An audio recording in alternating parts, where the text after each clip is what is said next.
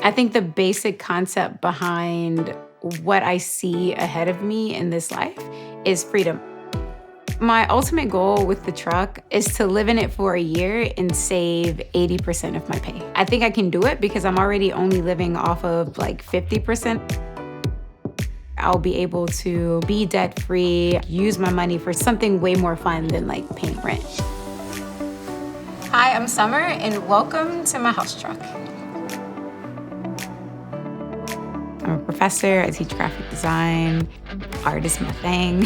I'm all about it. Yeah, that's me.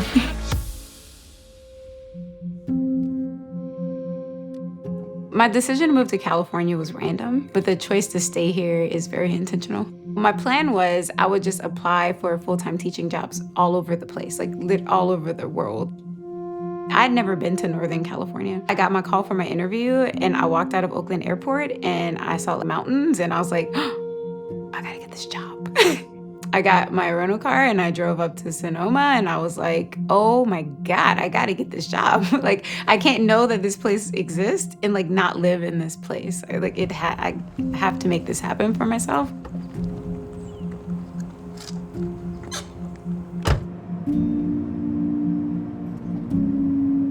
In this place, it doesn't take much to feel like you are engulfed in nature. And that's one of the big things that I love about just California in general. It's like I don't have to go very far to feel like I'm in the woods. And it's just a road like this. I like how I can't fully see what's coming ahead of me. And it's like almost like a surprise around every corner. I just really love driving around Sonoma County, checking out land where I can like set up shop, park my truck and build another home and just make this super cool life for myself because like that's really what my aim is. I just want to be surrounded by all the things that I think are really cool.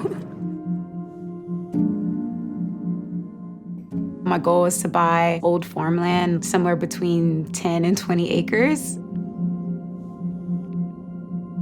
My best friend is gonna move out from Louisiana and we're gonna go in together and build houses out of shipping containers and other cool things. I want like a big garden. I wanna like grow enough food to feed more than just me. I wanna like host workshops teaching like my community how to sustainably grow their own food and like teaching them like building skills and things of that nature.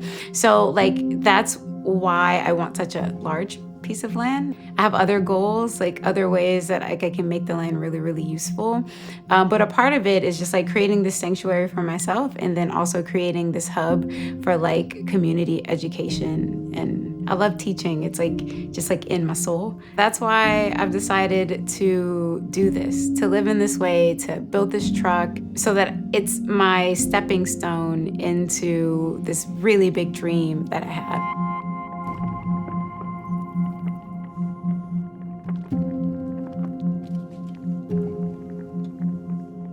I started with researching tiny houses, and then that went into obsessively consuming every YouTube video I could about like tiny home spaces. And then that just opened out to everything else. And then I found out about van life and then saw people living in like Honda Elements and then like someone living in a Prius, and I'm like, too far.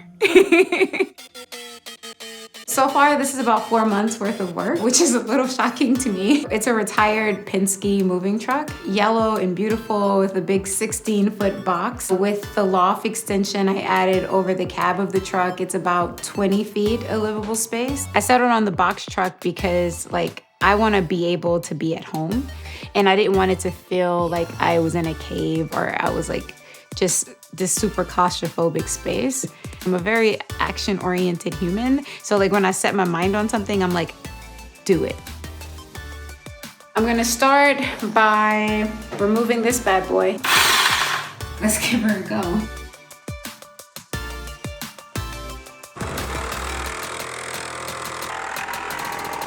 Right now I'm standing over the cab of the truck. I'm no engineer, but it worked out. How am I gonna flip it? I don't know. It works. So my goal is to have it done when the summer hits so that I can spend multiple days over my summer break just seeing how it feels inside. When I got it back home, like the first couple of steps, like no big deal. I cut the hole to like lead inside the truck. No big deal. I could still sell the truck. I took the roll-up door off the back. Okay, there goes one. I'm like, no big deal. And then I'm like, I'm gonna cut the roof off the box. And then that's when it got real. Because I'm like, once I cut the roof off this thing, there's no going back. And I thought that like, this is the point of no return. But like, as I moved my way through the process, there were multiple things that felt like a point of no return. Everything was terrifying before I did it. I just a while back decided, hey, you know what? It's gonna be scary. Some days may suck, but it's all good. Just do it anyway and figure it out.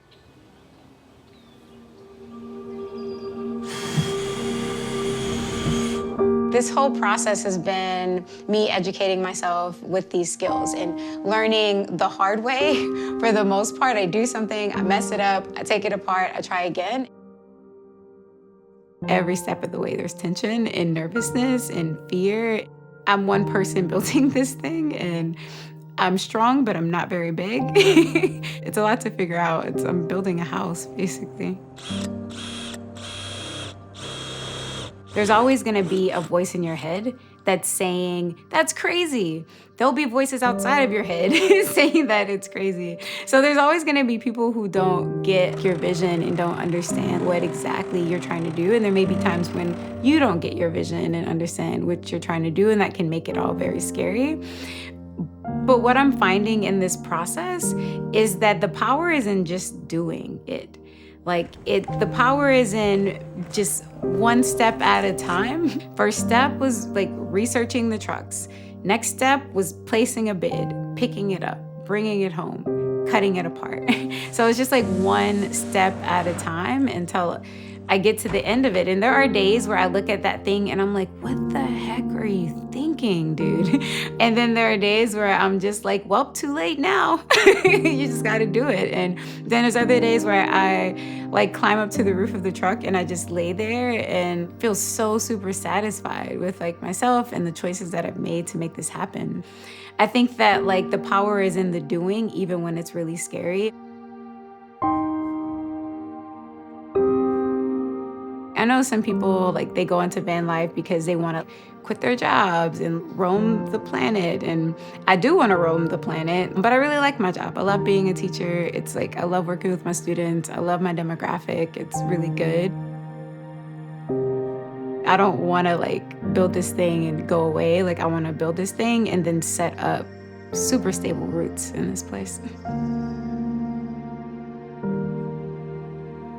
Everything about this process is just laced with unknowns. And growing up and like even into adulthood, I lived with this irrational fear of homelessness. Like, oh my God, I'm gonna be homeless. And then ironically, once I start living in this thing, I'll be classified like in that category. And it's so funny to me because a lot of the choices I made in life was like, you better do well in school or you're gonna be homeless.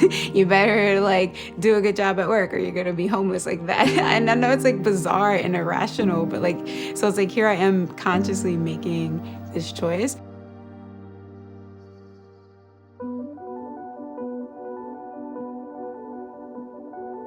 The idea of what feels like a safe space is what establishes like the idea of home for me. I look at New Orleans as my forever home in my heart, but like California is my home base. The truck, it'll be my home, like no matter where it is. So I'm really intrigued by that idea. It's like my home goes with me everywhere I go. I'm a turtle, that's so great. I wanna like carry my home with me on my back all the time. The idea of home, I feel like throughout my life, it's always gonna be this like evolution that's happening. And it's gonna be filled with certainty at times and uncertainty at times. And I'm totally okay with that gray area. The thing that makes me really happy and stands out for me is that now my home gets to go with me everywhere. It's really beautiful. It's a really beautiful thought.